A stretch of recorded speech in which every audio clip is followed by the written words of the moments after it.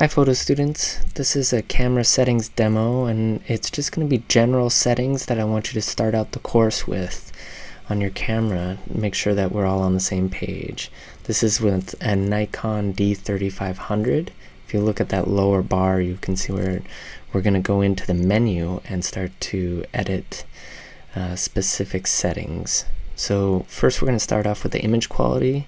It's currently in RAW, but for the first assignment, I don't really care if you shoot any type of JPEG. So that's a fine JPEG, there's normal, there's basic. They just get smaller in terms of their quality or resolution. We're going to hold off on RAW until later in the course, but remember that we're going to come back to that. It's a file format that we'll shoot in.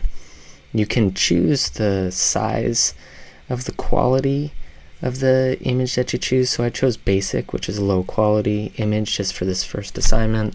And you can choose large, medium, or small. You can see that the large is going to have more file size.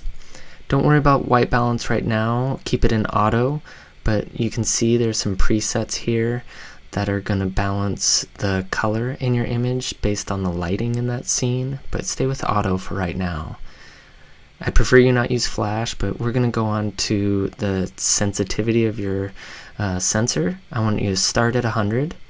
That's how you get there. And then your focus modes, I think just keep it in auto currently, but you're more than welcome to play around with those different settings even in manual if you'd like. The area focus, this is the where the camera focuses in a scene. You can also play around with those. I kind of like to keep that in auto as well. And then your metering, we're going to keep our metering in the most general.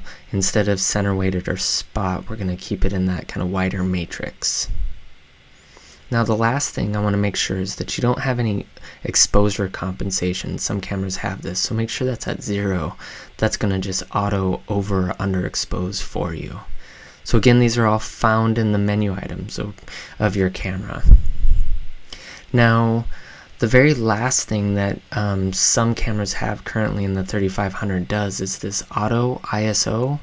I want you to be out of that auto ISO. So I'm going to go into our shooting menu here, and I'm going to correct the shooting menu to get rid of that auto ISO. So I'm going to turn it off. It's called sensitivity control in the Nikon.